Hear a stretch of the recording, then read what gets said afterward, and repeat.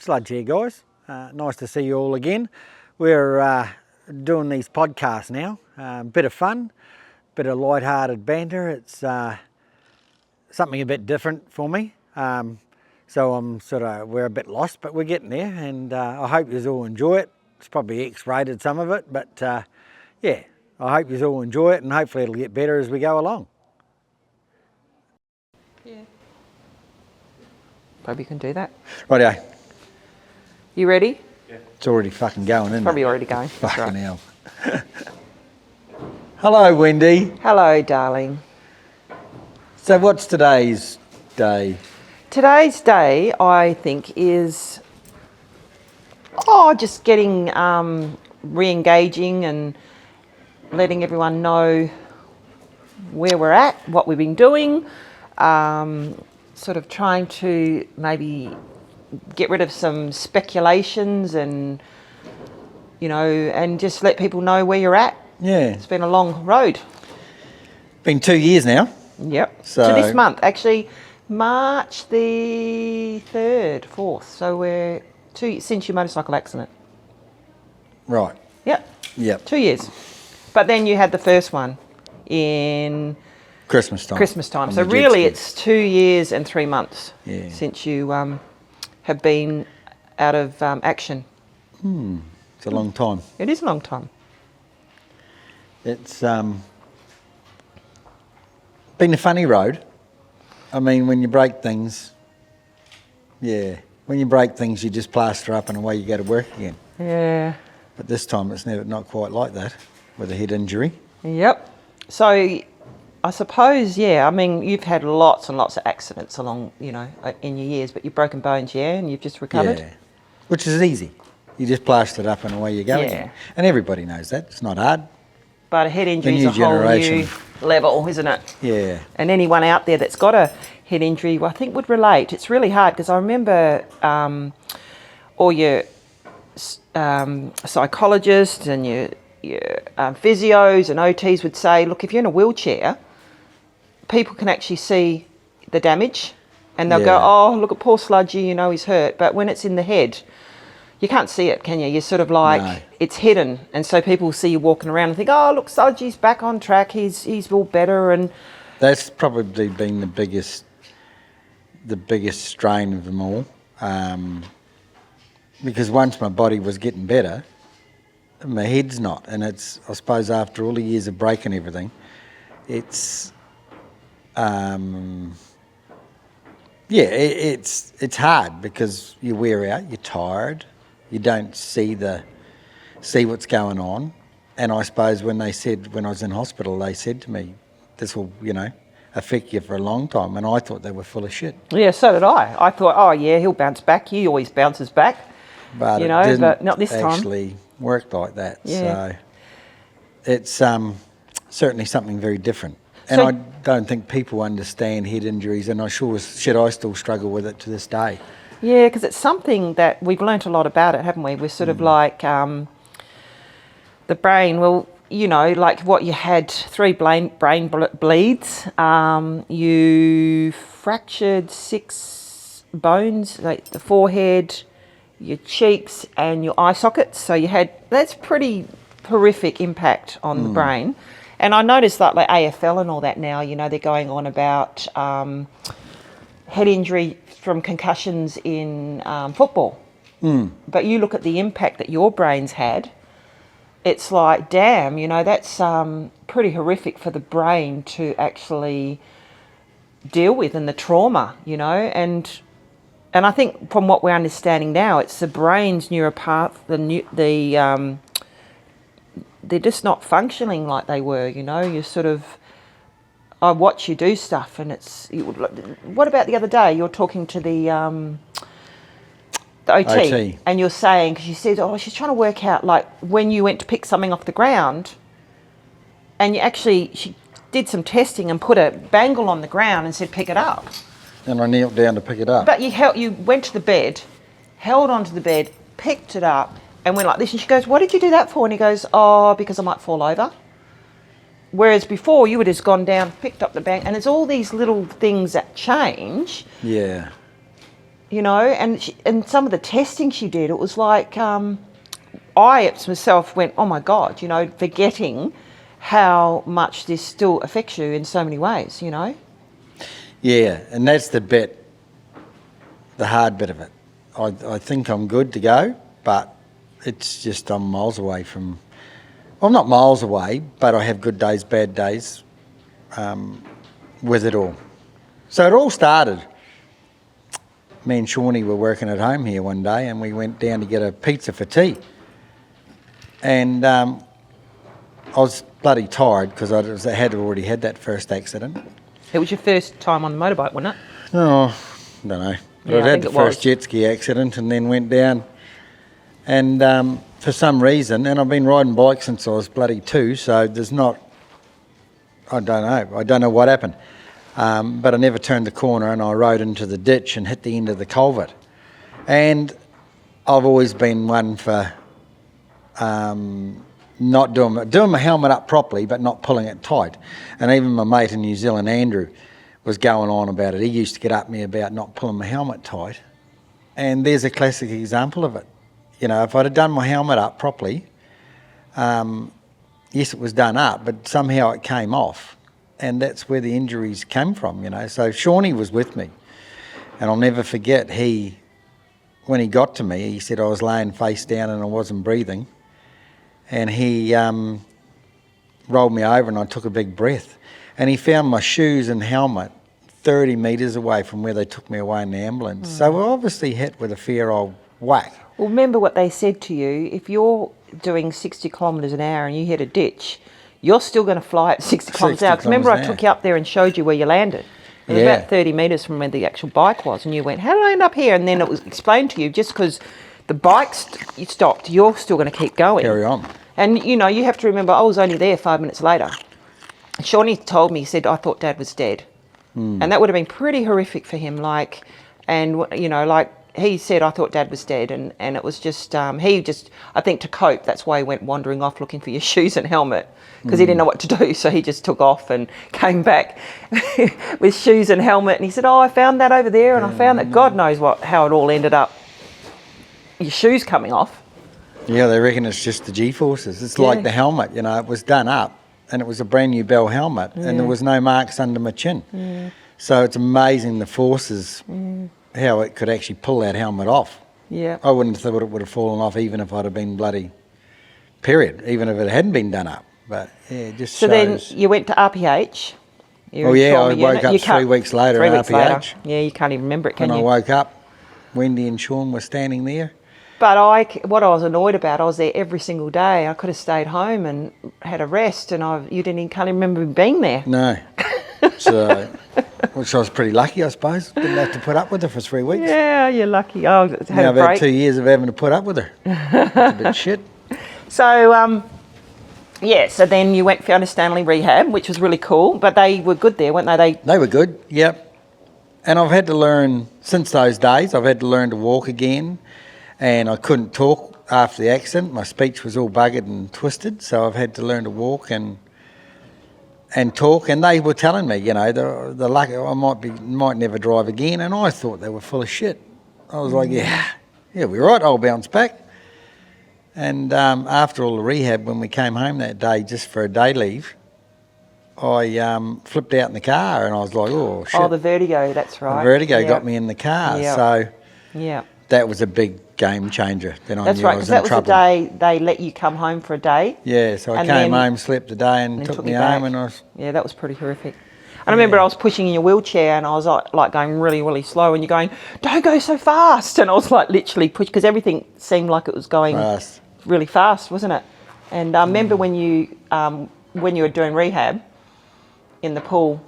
The story about the steps. Oh, I used to slide down the steps on my bum to get to the pool earlier because I didn't have a card to get down the elevator. So I used to wheel my wheelchair around and slide down the stairs. And he used to pop down on your bottom to the bottom because when you're in rehab, you get like a green card, and it's like your next level. So you get in there, and once you prove that you can get around and you're safe, they then give you, I think it's a green card. Well, he hadn't got his green card, but decided I want to go to the pool early. to get an extra. So he'd get on his wheelchair, park it at the steps, bounce down the steps on your bottom, and the guy in the pool could pick you up at the other end. He was a good bugger. He used to look after me. He'd come and pick me up and put me in the pool. Yeah. So it was quite... It was good, but it was different. Yeah. Yeah. The staff was good. And then, like, you were then there 3 months, I think, came home, and then... Then they said, you'll probably never drive again. And I was like, it'll never stop. But it took a long time. It was probably 12 or 14 months before I actually got back to driving at all. Yeah. Yeah. Yeah. But there's so many things that have happened over the last couple of years. It's just freaking crazy, you know. It's just, and it's quite interesting because you're going along with life, and I look at people, and it's not just us. You like, so many people go through. You're just cruising along with life, and sort of tragedy hits, and the toll it takes. And it's not just, it's on the partners as well. I don't think people understand, and I can now totally relate to people that have had a partner that's had seriously injured. One, he's not working. So the main breadwinner is no longer bringing in any money, and we're now 2 years down the track and you're still doing very little. So that takes a huge toll. Then you've got the emotional toll, you know, because I thought you were going to die too. You know, it was horrible going through that and seeing you, and you've gone from this huge, bigger than life personality that freaking was the centre of attention, and you made everyone laugh. I was never the centre of attention. Made everyone laugh, dragging you out of, would go to parties and I'll be dragging you home. You go, one more drink, and then I'll be, come on, we've got to go. 2, now, you don't even want to go to parties. And if you do, it's like, Wendy, can we go home now? And you sit, you know, like, it's changed. So many things change once you've had a head injury. It's like...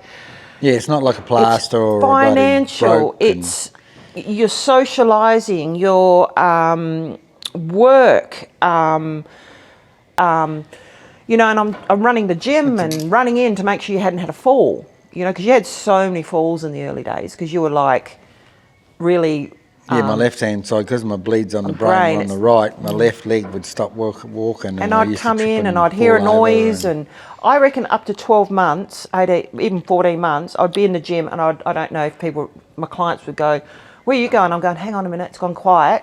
And I'd stick my head out and go, oh no, he's all right. Because I was just so scared that you were going to hurt yourself again. And then you did. Yeah, then I fell off the ladder and knocked myself out and broke my back. But, you know, like people say, what was he doing on a ladder? But look, it was 18 months down the track, nearly. Yeah, and I never would have got on the ladder if I hadn't thought I was and all also, right. You are a doer. You don't sit around, and I've said this to everybody, it's like you could sit on the couch now, 2 years down the track, and be miserable and depressed. And I can understand people that do that, because really the pain you've had, how it's affected you in so many different ways, your whole personality has changed in a sense.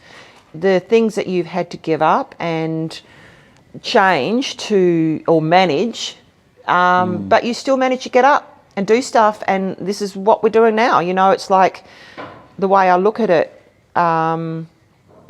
you've got to keep driven. You are, and that's unfortunately why you're still having these mishaps. But it's because you're a doer, and you're not going to sit there and feel sorry for yourself, and you're going to keep going. And that takes me on to the topic of your fans, how amazing they've been along this journey. And it's good that they've all seen.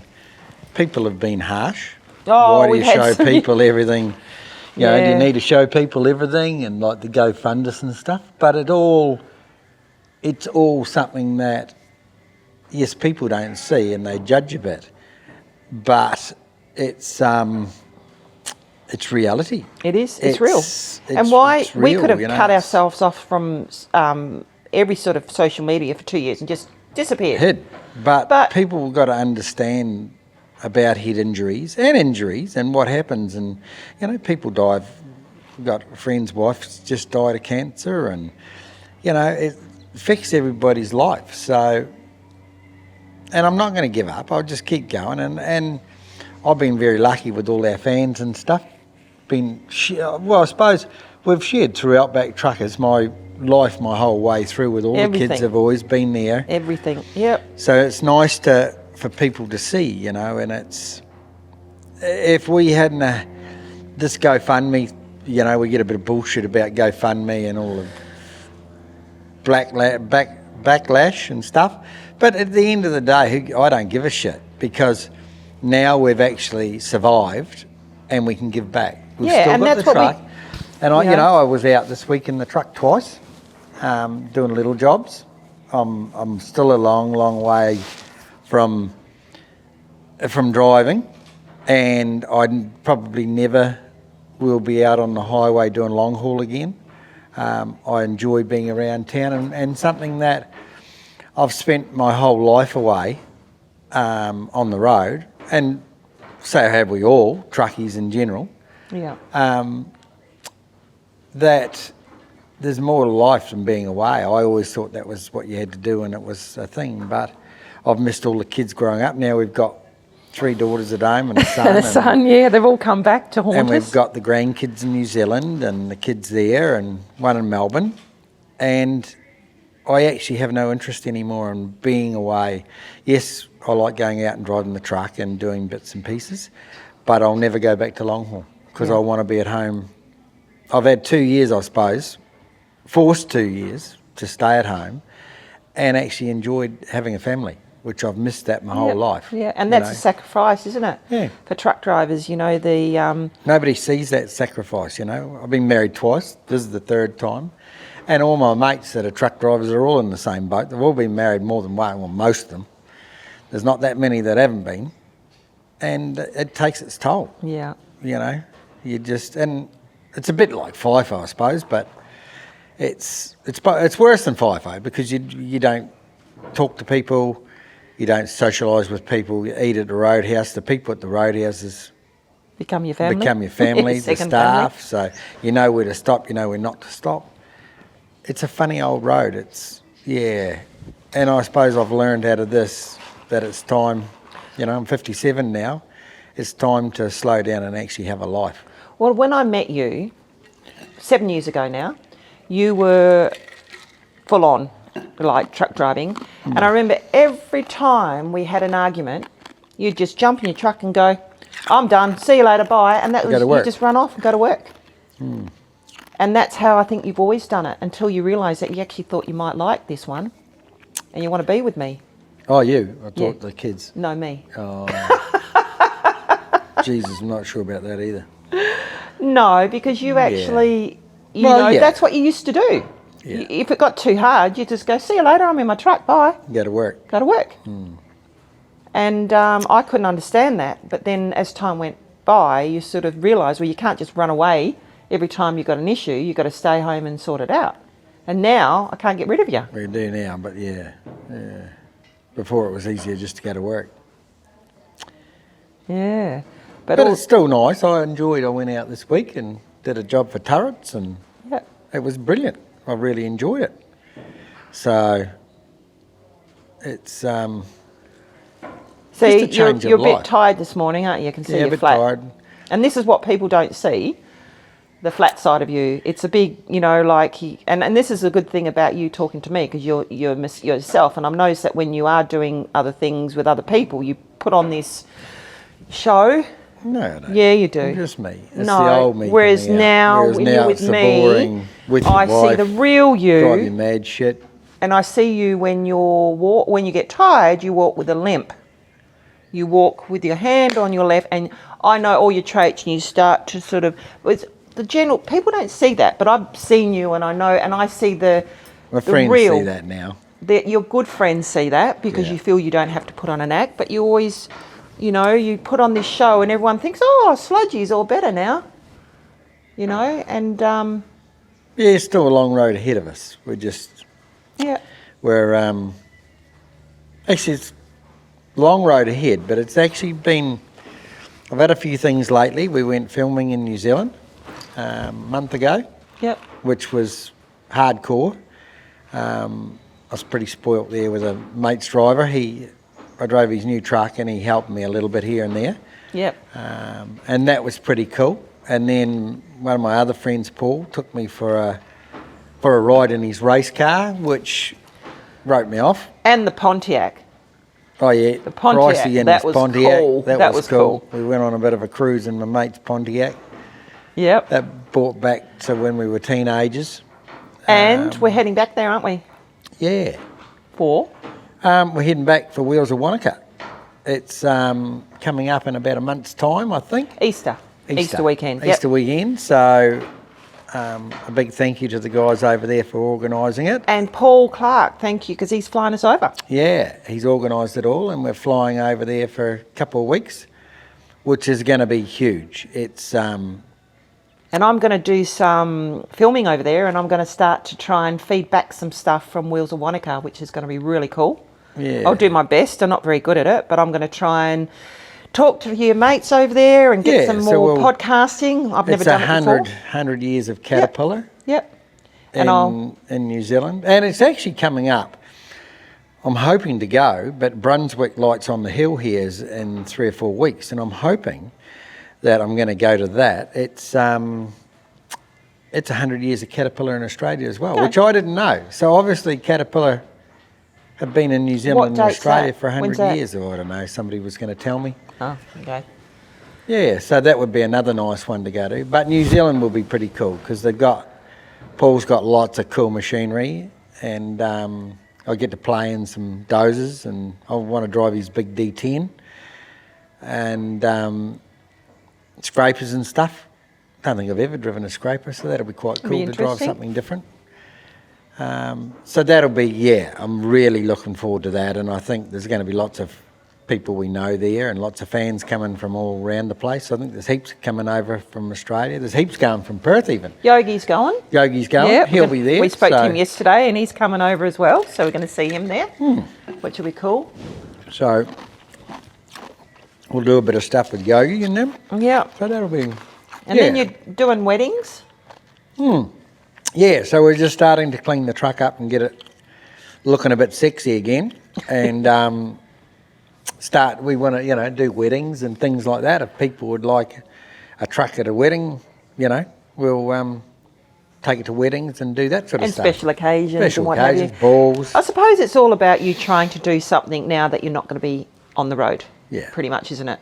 So it's just different avenues and seeing what works. Same with the podcast. We're doing this. If it doesn't work, it doesn't work. But at the end of the day, you've got to do something. Yeah. And you're not able to do what you used to do. So there's just different avenues, and hopefully you can keep people entertained, because you do have some people that really. We have hip campers come. Oh, hip camp? Yeah, we've got hip camp. Bloody, Caravans. I woke up this morning, I was having my morning coffee, and there was 3 bloody hip kids campers. at the back door. At the back door wanting to say hello, and I'm like, oh, bloody, got to have me coffee first. And I said, they'll be out in a minute, boys. He's just having his coffee. Yeah. Like, that was pretty out there, wasn't it? Yeah. But that's nice. We met people from all over the place. Yeah. Oh, God, we had a couple. From Germany. 2 couples. Oh, yeah, we had a couple from Germany. Rock up. How did you find us? Oh, they found us. Scotland. Yeah, Scotland. All over the place. Oh, Mandurah. We had a couple here the other day from Mandurah. Drove all the way from Mandurah, 20 minutes, and stayed for the weekend. They said, it's funny, because people go, oh, well, we don't want to travel far, and they just might come for a night or two, and it's getting away from home. You haven't got any work to do, you sit back and relax, and they watch us working, and there's always shit going on here. But they actually... they enjoy it. Enjoy it. And I go, where are you from? Oh, Mandurah. Where are you from? Oh, Freo. Oh, where are you from? Byford. I'm like, But we do get people travelling, obviously backpackers and all sorts of stuff as well. But yeah, it's quite... Well, we got Carl. He was one of our first. Oh, he's still here. He's been here 6 months now. He hasn't left. So yeah, he's my eldest son now. He's part of the family, isn't he? Part of the family. He comes to all the parties and goes out for tea with us. And yeah. It's pretty cool. And he's been helping us with toilets and bits and pieces. Yeah, he's been good. Little jobs, and he stays here. And it's been quite good, And it's just about earning enough money to still be able to live and have a life instead of being away all the time. Yeah, no. That's pretty cool. And we got, what about the new thing that's coming up? Oh, yeah. Oh, something really exciting is happening. But we can't tell you about it, can we? Tonight we're going out for tea. Yep, with Unknown. With some people. Yes. And then tomorrow we're filming with some people. And we're filming something. And then next week I fly out For something. For something. But we're not allowed to say anything because it's all hush hush. Yeah. And it's new and it's exciting, isn't it? It's cool. It's very different, and I think it's going to be... It'll be something cool. different. Yeah, something new, different. and it carries on from Outback Truckers. So it's it's going to be a new cool thing. Without spoiling anything, because I don't think anyone knows about it yet, so we've got to keep it quiet. It'll be a bit of fun with Steve and Yogi and So it's not exactly like you're sitting around feeling sorry for yourself, that's for sure. No. I think I've seen a few things, you lazy bugger, go fund me, la la la, and it's like, no, he's certainly not a lazy bugger, I'll give you the tip. No, I go around he does and not help Andre stop. and went up to Permacast and Permapole and helped Mick, and I've got to put a seat in Alberto's truck for him. Yeah. Help them at Permacast. And you've been out helping Dan, do a shitload for Dan, helping him out. Bits and pieces for Dan. And Andre, who you did the first podcast for. Yeah. He's been good to you because he, you can just go up there and he goes, righto, Sludge, go home now, you're tired. He sends you home. So, and I think that's what it's about with you. It's not having any pressure. Yeah. Because pressure I've seen you just not like you used to be able to handle. I like to be able to just come home and have a rest. Yeah. And I think that's why you just do a little bit here, a little bit there. And for mates, I notice all the stuff you're doing is people you know, because I think you can they understand where I am. So when I'm tired, they just let me stop or rest or... Yeah. Yeah. And it's a bit like turrets, I go to Wangara. And it probably takes me half an hour longer than it should, but they don't care. It's just I'm going again and I'm getting things done. And yeah. And it's the traffic that, because of the head injury, it's the traffic that freaks me out, I suppose. Yeah, well, it would do. It just tires me out, all the bloody running and all the bullshit in the traffic. And what they've come to, it's stimulation, the brain. It's the overstimulation of the brain. And that's like when we go to restaurants. We don't really. Go out. We can't stand it. We go because the loud noise. The noise affects you. Noise and too much movement. So, what's next then? What are you doing? What have you got planned? So we got Wheels of Wanaka. Yep. Then there's a bit of talk actually about Alice Springs this year, which would actually be quite cool. I've never been to the Hall of Fame. It's every 2 years, and apparently it's on this year. So Paul Ramsey was telling me about it the other day. So that would be... I'd love to take the truck over there. I'll just see, because it costs a bit of money to drive it around, but we can get a bit of fuel, and it would be quite cool to take it over there. And I think Paul's going to take some trucks. And when's that? August, September or something. Okay. Yeah, after New Zealand. But that would be a nice thing to do, something different. Yeah, yeah. And just probably really, I'm getting better and better. Just little bits every day. I've got a tilt slide now. Oh yeah, so that's right. We got a tilt slide the other day. New, old, piece of shit. Well, it's an old piece of shit, but anyway, you're doing it up, making it look nice. It's starting to clean up exact. So, I've done a couple of little jobs with that already for friends, local people. And it's just rebuilding pretty much, isn't it? Yeah. Yeah, it's just something that's easy to do, and it's not miles away that I have to go.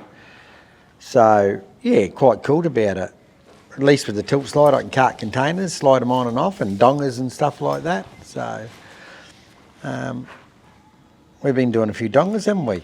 Yep. Buying some dongers and then cleaning them up and selling them to make $1. Yep. Yeah. Oh, we've done one. We've got about 3 here to do. Yeah.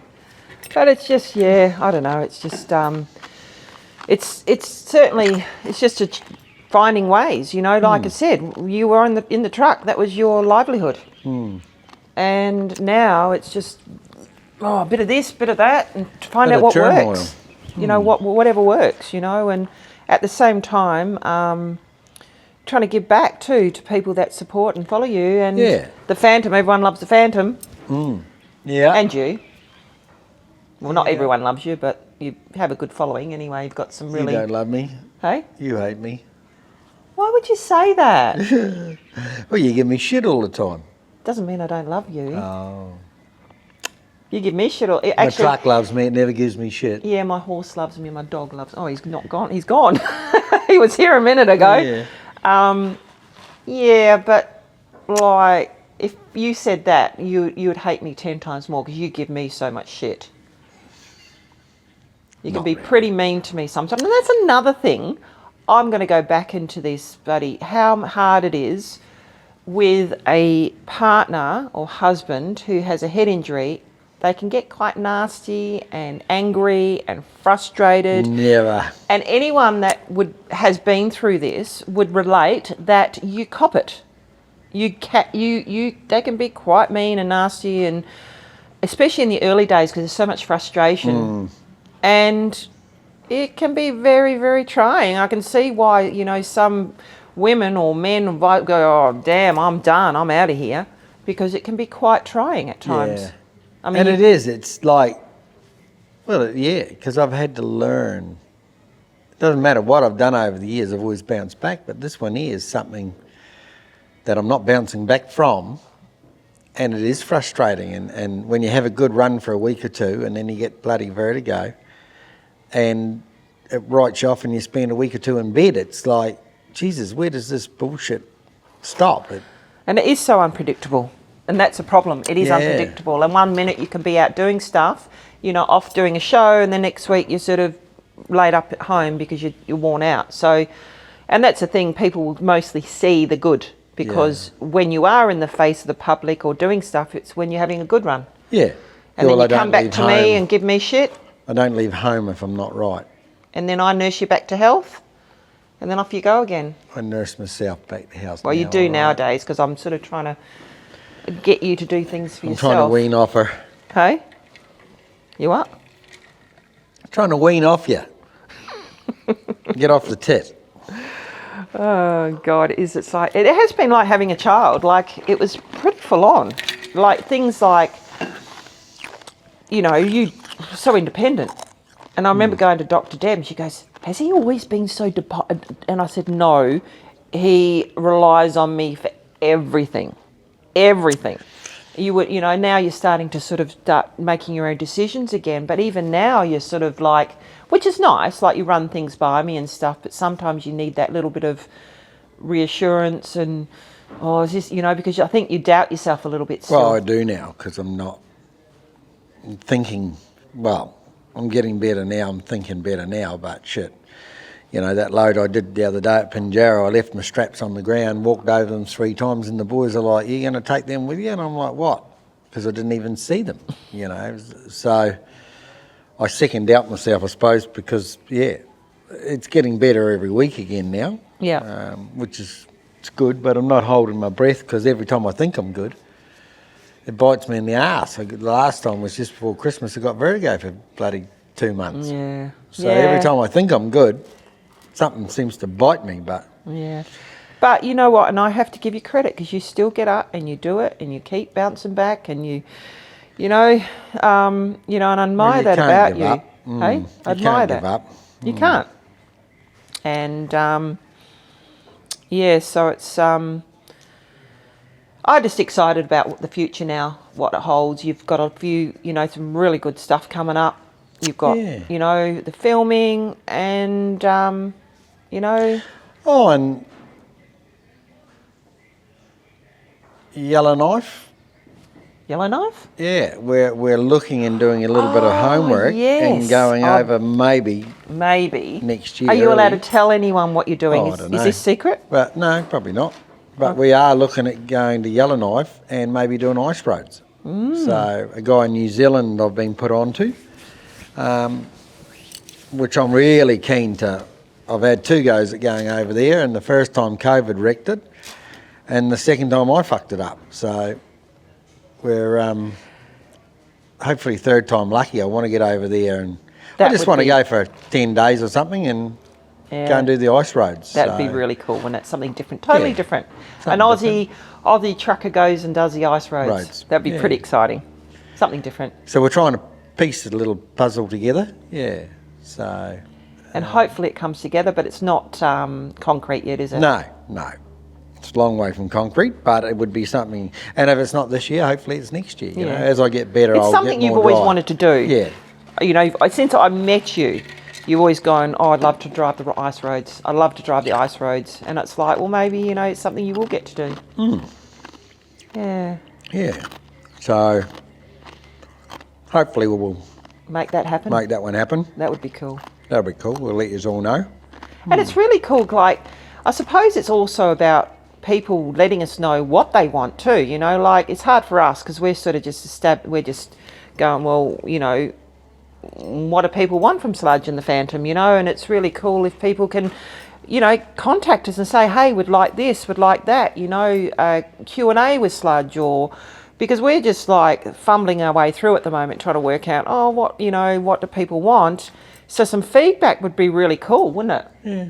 Bit of new merchandise. We got some new hats and stuff there, stubby holders. Yeah, but I've sort of got to work on that because I'm not online, but get that. So, you know, do people want merchandise? Do they want stuff? What do they want? You know, and this is like, we'd like to hear from everyone, and because, you know, it's about what you want, what people want, you know, and we will do everything we can to try and accommodate that, you know. So ideas are great, and we've got our Sludge and Phantom website. We've got Facebook Messenger. You can contact us on Messenger and go, hey, what about this, guys? You know, we'd like this, like that. You know, we're open to sort of new ideas. Yeah. And you know, sort of like podcasts seems the way to go, and Sludge is a good talker. So I thought, hey, you know, what a great idea. He likes to sit around and have a chat. Yeah. You know, he likes to talk. If I seem to be doing all the talking today and you're going to sleep on me. Yeah, but you are a gibber. You like gibber. But it was just probably really today was just to let everybody know where we are and where we're heading, I suppose. Yeah, because I suppose it has been a while since we've actually gone on social media, and really it was all the big going to sell the truck and the GoFundMe, and then it sort of just like stopped. I fell in the hole again. He fell in the hole because he broke his back, and then it's just been one thing after another, you know. And we're sort of like going, no, you know, it's time to sort of give back again and get back on the horse and start doing stuff, you know, and start again, like doing trying to film and do what you love, you know, and that's your passion. That's what you love doing. And yeah, I enjoyed it. I enjoy the filming, and you know, and in the early days, I wanted to get out of it. I hated it, and they said, "Nah, people love it." And the funny thing is, I have to laugh. Nobody realises this, but people think because you're an Outback Truckers, you're a Hollywood star and you get all this money. I'm a star. You're a star, but you don't get paid for it. You don't Mm. get paid for it. And this is where, just because he's on, the reason why you do Outback Truckers is because... Kids. And I love trucks. exactly. So he doesn't do it for the financial gain. I'll give you the tip. It's all about doing it because he loves what he does. And I love the kids. Like when you see the kids at the shopping centres, and this morning the 3 kids coming over, and it's all good stuff. But it's good for your mental health at the moment too. Like I see him go, oh, babe, you got some fans sitting outside the door, and it's going, oh, really? Okay, hang on. And he she gets all excited. No, because she's done one driving thing and thinks she's an Outback trucker now. Yeah, right, whatever. Don't you see her hanging out the window? I'm an Outback fool. You change as soon as someone says, oh, and you're like, oh, okay, and it just gives you that. I enjoy it. Yeah, I enjoy talking to them, and that's why we do this, because you enjoy it. You know, and we could Sludge could just die in the arse and just like go, okay, well, let's just give it up. Let's do something totally different. But at the end of the day, I think it's helped you get through too. Yeah, it is. Yeah, that's the only reason I drove the truck. Yeah. There's no way I knew that I had to do something. Oh, then you got the shits and wouldn't drive the second time. We had to get Freddie to drive it. Yeah, because I just couldn't handle picking up off the ground twice. I was depleted. I was exhausted. Really? There's no way I could, and I couldn't do the load anyway. I don't know how to tie anything on. And Freddie stepped up, and he was better at doing it than me because you'd worn me out at that stage. I'd had enough. Yeah. And you weren't exactly a good instructor. You were shit. I'm a mint instructor. You were so just mean. Not with your wife, and everyone would know that if they had to drive with their wife. It's amazing how many people said to me, like when we went to, where was it we went to? the truck show over east with Yogi and Melbourne. Melbourne. And they come up to me and they go, oh, I feel for you. I tried driving with my husband once and oh my God, I can understand Yeah, it. so the husband knows exactly where I'm coming from. And they come up and go, I could never drive with my husband. I feel for you. And it's amazing. I reckon I've had 20 or 30 people tell me that. And they all felt for me because you're so mean. Load of shit, I reckon. You were like, it made me cry. Like, they only showed me crying once on the Outback Truckers. I reckon I cried 3 or 4 times. Soft. I'm not soft. You were just so hard. Like, and like, you know, wonder why I pulled the tail. I reckon if I'd had someone else driving in the truck, I probably could have continued driving. I would have been fine. Well, maybe you should start driving it then. Well, give me another Get Freddie. instructor. Yeah, all right. BB. No, I like the automatic Volvo. That was good. I enjoyed that. It was just driving a car. That was easy. Yeah, but it doesn't teach you anything. Yeah, but you teach me without a clutch. Yeah, but Who I does don't know- that? Like- well, I don't know how to use a clutch. Yeah, so I get in there and you go, no, you don't use a clutch. You've got to use the revs. And then it's like, well, But I was just teaching you properly. you taught me the hard way. Yeah. Anyway, so that's another chapter gone in our lives because I won't be doing that again, that's for sure. No, and I don't want my truck wrecked, so I love it. We're cleaning her up. We'll get there. She's looking a bit rough, isn't she? Yeah. This year's the year to clean it up, and we'll might sell my dolly and put the money into the truck, and we'll get it cleaned up. Yeah, I reckon that's a good idea because she needs a bit of loving, like your wife needs a bit of loving. No, truck does. We're at the wife. Oh, God, you're hard, man. They're on a bit of truck. I'd like to go to the truck racing and watch Paul race his car again. That was pretty cool. I enjoyed the race car, and we sort of got cut short there, didn't we? We had a bit of a turn where we were there. Yeah, so well, you passed out, babe. Yeah, you did. the car ride was a bit much. And I lost my shit, and oh my God. So we never got to go go-karting. We might better slide in a bit of go-karting while we're there, because I missed out on that because I wrote myself off in the car. So maybe we can do a bit of filming in the go-karting. I can give kick their asses. Yeah, maybe. They went and did it and I missed out. Yeah, so there's a bit of fun to be had over there. Yeah, we always have fun in. There's so much to do, and the characters. Oh my God, they are so funny. Just your bunch of mates. Oh my gosh, they know how to have fun. We can't keep up, can we? Not now. You used to be able to. Now you can't.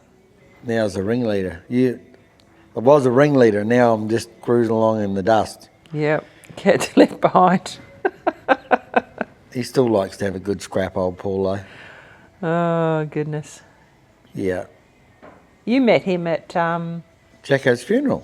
Memorial. Memorial. Memorial, Yeah. end up Well, I missed the great funeral. mates. Yeah, and we've become best mates. Best mates. Yeah, that's crazy. It was like your best mates memorial, and Yeah. now Clarkie's one of your best mates, Mates. which is really cool. Which is cool. Yeah, it's We're always nice. talking and up to something. Yep. Yep. So I'm looking forward to that. And I think when we were over there filming the other day, I came home with a new lease of life. I was ready to bloody hang myself. And I think a bit of time over there, having some fun, being around some good friends again, Pricey and him, just gave me a tickle up, I suppose. Got me on track again. Yeah. So I'm actually looking forward to another. It's not like we can afford to have a break, but I think the repercussions of the break are so good. When I came home, I've done so much, started doing things again. Whereas before we went, had enough. Yeah, that's true. Yeah. Life was beating me up again. Whereas been with them and had a bit of fun, and Clarkie's good. He's put a lot of stuff to rest family-wise. I went and found out all about the transport when we sold it, and the day Dad died, found out a bit about that. So I think it put a lot of stuff to bed that I probably never have, and I probably never would have if it hadn't been for him on my arse about it. So that side of it's been quite interesting, isn't it? Do you want to talk about your dad, or you're not going to leave that for another day? No. Yeah. Dad was killed in a truck accident, and Hoggett was the one that was in the truck, worked for Dad. He was, they never, I don't believe it was his fault. It was just an accident of what happened, and he was crushed and killed. And I probably had never dealt with it and just put it to sleep, as you do, because I lost a brother as well before Dad. So you just... And how old were you then? I think I was about 13 or 14 when I so you were lost quite David, young. my brother, and then Dad was a couple of years later. Yeah. So I'd never dealt with any of it. So it was nice to... I actually felt when we left New Zealand this time, I'd put a lot of stuff to rest, and that's probably thanks to Clarkie for that, because I would have never dealt with it. I was just angry and pissed about it all. And Yep. And then you virtually came to Australia, didn't you, at 15 or whatever? 16 or something, Left New Zealand? After Dad was killed, I came over here, and Derek Murray brought me up. So he taught me everything about trucks. But when I was young, I used to go with Derek in the truck all the time too. So, he was sort of become a stepfather, I suppose you could say. He brought me up. I lived with him and his wives and family, and now we sort of have a huge family. Not that I catch up with him a lot lately, but it's funny how things turn. And I've stayed here and never gone home. And I've probably never gone home because it's never wanted to deal with it, I suppose, and I don't get on with my family that well over there. I just started a new life, new chapter, I suppose. And it's been good. But do you think, going over there this time, I feel you did a lot of healing, I think. Because I remember when we were leaving, you said, the first time I'm leaving New Zealand, I don't feel sad. Yeah, I've always thought, I'd like to live there, or I'm always sad when I leave, because I suppose it's never been a great place. Not a lot of great memories as I grew up with my mates, Andrew and all them, and I still keep in contact with everyone, Lindsay, but it hasn't got a lot of great memories. No, there's a lot of, and then, you had your brother-in-law die as well. Oh yeah, Bernie, my sister's partner, he was killed in a helicopter. And our neighbour was killed in a helicopter. So, all in a very, was it all around short time, years, so it just seemed to be a lot of tragedy, too much, I reckon, for a young kid, boy, and ran away from it, I suppose, came over here. Yeah. But then Derek was probably the one too, that he was the only one that could keep control of me, I suppose. He knew what I was like and turned me into what I am now, I suppose. Yeah. Can I ask you a question? Everyone, I'm going to ask you because you can clarify this. No, you can't ask it. Everyone asks, how did you get the name Sludge? Can you tell on the podcast? Sludge came from Kim McKenzie down in Narrogin, and I don't tell people that, but it did. It came from that bastard. But the first night I was in Australia, we went out to Freo, and I didn't know Aussies are a bit soft. They all drink middies, and in New Zealand, we all used to drink jugs. So it was about 10 minutes to closing or something, and I got round and bought everyone jugs. And what we didn't drink, I just started at one end and drunk it all. I was like, I'm not going to leave a beer on the table. So the next morning I passed Kim, and he was crook. Everyone was as crook as a dog.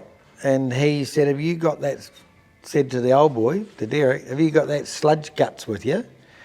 And then it shortened to sludge pump. And within 2 days it went to sludge.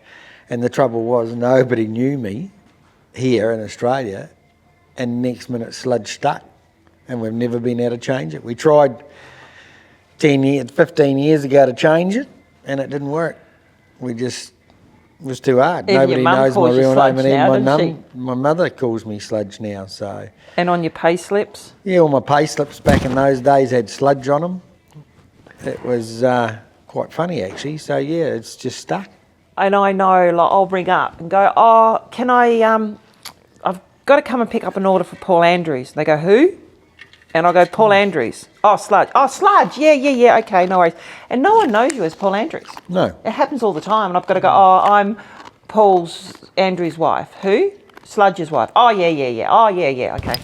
And it's like... I was in the truck the other day and somebody, I think he called up Paul, but I didn't register. And then he went, Sludge. And I went, oh, yeah, you go. So I don't even register. Yeah. No, it's just a lot of people ask that question, don't they? It's like all these questions that... Yeah, it is. How did you get the name Sludge? And I thought, oh, well, you can tell everyone how you got it. Yeah, that's how I got it. Yeah. So Yeah. it doesn't bother me. It just, yeah, it's my name. So it's quite funny, yeah. Someone asked me today, because you have the Phantom on your number plate, and then the Phantom, and they got a bit confused as to why you have the Phantom with an F on your number plate and why it's the Phantom. The truck was named, funny thing, when I bought it and we painted it purple, it was a Peterbilt, and in America there's a song, Phantom 309, and that's how I named the truck. It was after that song. It was about a truck driver was going over a hill and the school bus didn't stop at an intersection and he was going to kill everyone in the school bus, and he ran off, he dodged the school bus and killed himself. So it's a really cool song, and that's how I named the truck. The funniest thing is I didn't even have a bloody clue about the comic book. Daniel Powers in Melbourne, I asked him to, or Frank did, asked him to write the name on the side of the bunk, and he goes, nah, it's a comic book, and I didn't have a bloody clue. So he said, let me do what I want, and Daniel did, and I'll paint it for you. So that's how they did the comic book. But it was actually truly named after the Phantom 309, the song. But then when I went to name it, I tried to get the Phantom number plates PH. But one of my mates has got it on his XY GT Falcon, a purple one. Yeah. And he wouldn't sell me them, and I got ridiculously offering, and he's like, nope, not selling them. So I've ended up, that's how I went the Phantom. And I can't remember why it's F, not PH. Or maybe you couldn't get PH. I think it might have been too many letters maybe. or something Maybe. at the time. Yeah. And then when we did the other Peterbilt, the new one, Shawnee wanted to do that as Spider-Man. So we did that up as the good and the bad Spider-Man. And then we just carried on, and it was the Spider. So that's how we ended up, naming them. Yeah. It was. So you didn't know, did you, what was going to get? I knew nothing about it, and when I got to Melbourne, I said, "Oh Jesus, I loved the artwork, but I didn't like the skulls on the side." And These ones? They're the big ones on the side. And Daniel said, "If you don't like it by the time you get home, sand it off, and I'll fly over and do whatever you want on it." And by the time we'd got home, because this was back in '09, so this thing was a flagship in its day.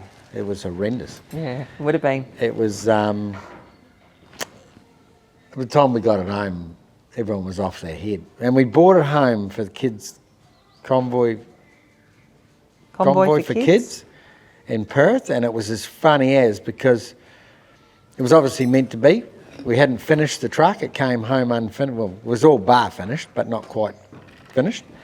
And we had the convoy for kids on, and that was the year I found out I had diabetes.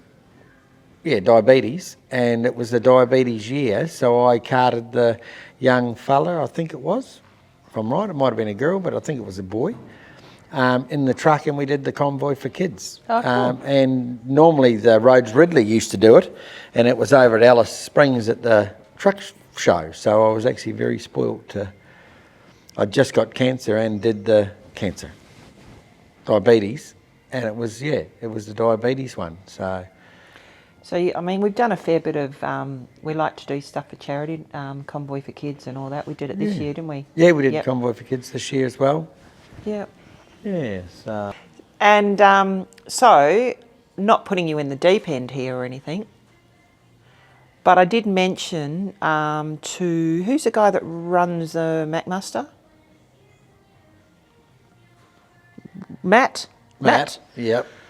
That you may be willing to shave your head off. Shave your mullet off for the Perkins Institute for the cancer research. Oh, I forgot about that. So the McMaster's next year. Not that I just mentioned it and you said, oh yeah, I might do that. Wouldn't that be cool? I have to leave my mullet on. Three-quarter shave. What, shave all your head off and just leave the mullet at the back? Yeah, leave the mullet at the back. That'd be funny. I reckon you might be able to raise some money for cancer with that one. Oh, that would be a good one to raise some money for. So there you go. There's something maybe we could look at. Yeah. Now you've said it, you've got to do it now.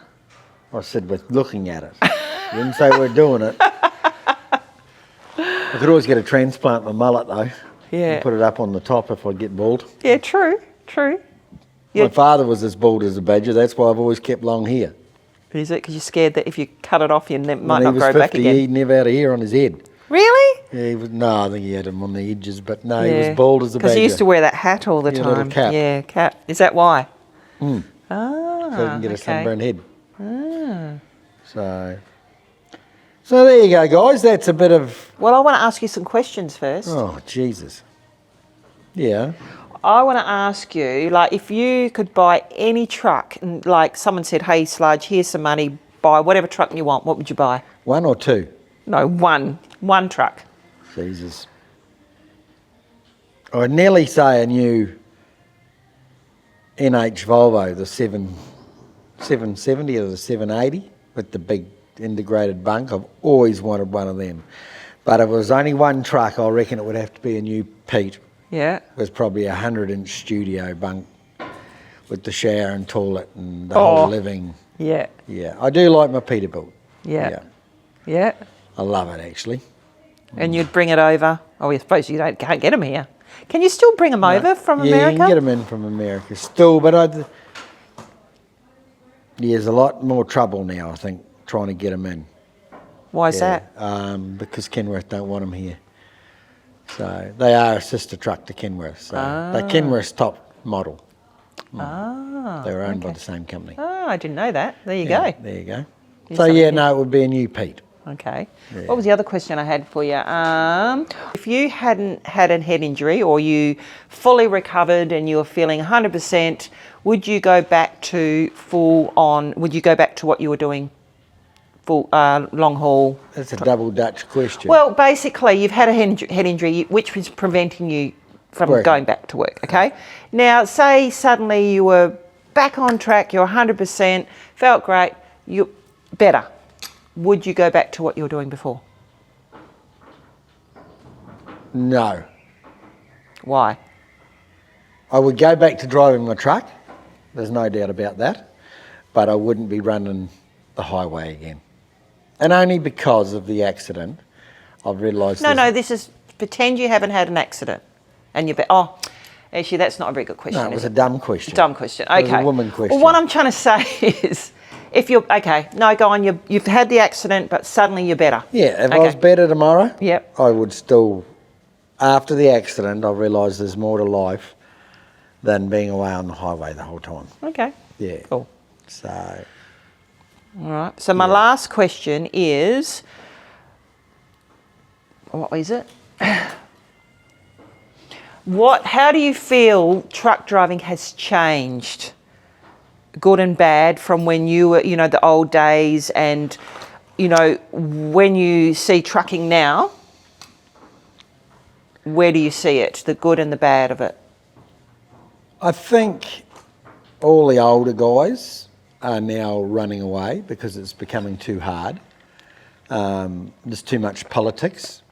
The new breed of driver, the import drivers coming in from overseas, are shit house. They're not the drivers are shit house, the system's shit house, because it's letting the drivers through without the proper skills and stuff for driving. So they just think they can do whatever they want. They're not taught properly to drive. Like when we learnt to drive, we learnt from day one. When we did our road rule stuff, you learn everything. Whereas nowadays, well, as we all know, there's been a lot of corruption in people getting licences in these days. They're not... they should be able to speak English They should be taught how to change tyres. I think we've become a nanny state.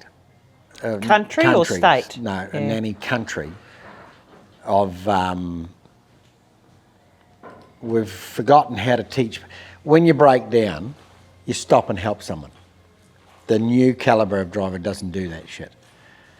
They just drive past, Yeah. don't give a shit about you. But sooner or later, we all break down. I don't give a shit who you are. In your career, when you start doing millions of Ks, you don't get away with it every day. You know, you can't. You should know how to change a tyre, and that's no different to cars. Anything. We should be teaching them better. You know, people in cars have no idea about trucks, lengths. Well, they have got the Insta truck now that's going around so trying that to. Insta truck and all that's great, but it still doesn't. That's teaching all the young ones, but our road rule system is up to shit because it doesn't actually teach young ones about trucks and how they do stop and how long they are. And even me now, I've had my accident, I drive along and see all these signs. They've changed the signs on the back of the trucks and they've all got meters and pictures and shit, which really means nothing because even to me, because I've had the accident, I look at it and go, what the hell's that all about? But nobody's taught about it. What do you mean? What pictures? Well, they have pictures of the trucks on the back now with 2 or 3 trailers and the length of them, how metres long they are. We used to have long vehicle road trains. Oh, so they don't have them anymore. So now they've gone to this stupid bloody picture. You know, it's about who can pay the most. The big companies just pay and do whatever they want. But it's we need to get back to the fundamentals of teaching when you go for your licence and you're a kid, what a truck is, what a truck does. Because you don't learn, I know as, you know, doing my licence, like you don't learn about trucks on the road. No. Do you? You don't? No. Yeah, you learn to drive a car. Yeah, so, you know, in this, everything's auto nowadays, you know. If you're driving, you should be taught to drive in a manual. If you can't pass in a manual, you shouldn't be driving at all. Yes, have an auto once you've got your licence, but just, you need to learn those fundamental things.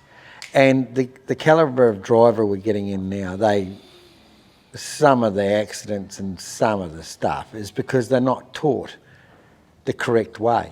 So I don't know how you fix it. It's out of control at the moment. And New Zealand's no different. I know coming into your life not having anything to do with trucks, and I could not believe the levies and the insurance and the regos. They're horrendous because they're trucks. And people don't see that. They don't see what it costs to put it on the road. And then you look at, you know, the fuel to get a mechanic's, because it's a truck is more expensive than because it's not a car.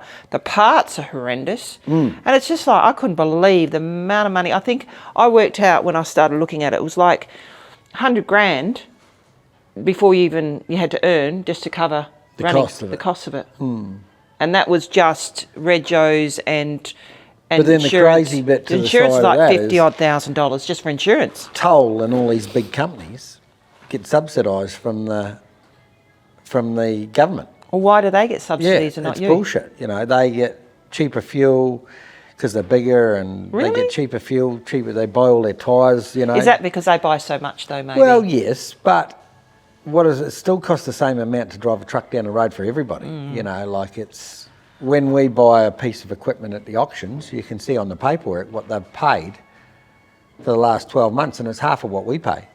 It doesn't make a very even playing field. No, that doesn't seem fair at all. all. Transport. So it's a very volatile industry, transport is. Yeah, and it seems to be getting harder, I think, for the smaller business people. You've had a few mates that have started getting out of it. Yeah, they're just sick of it. They've just gone, you know what, it's not worth it, you know. Yeah. The rates aren't good enough, and even working as a subby, it's bloody hard work. You know, they don't want to pay the correct rates and stuff. And we've been through that subby bit and done that. And it's just bloody hard work. Because that's like when the Phantom was parked up, a few people said to us, oh, why don't you put a subby in it? And yeah, well, because the rates are no good. And also... And then you got to pay a wage. And plus, the Phantom's just about... Well, yeah, well, it's done 3 million now. It's coming up for its 3 million Ks. And you put a subby in it, and it does a clutch or a gearbox, which is probably... And then you got to tow it home and fix it, and yeah. And then you're back to square one, plus probably $30,000 or $40,000 in the red.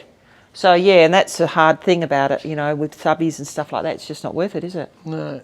And it's, you know, being a subby working for these big companies is not all it's cracked up to be. I've got mates that have been doing it for years and they've sold their trucks and got out.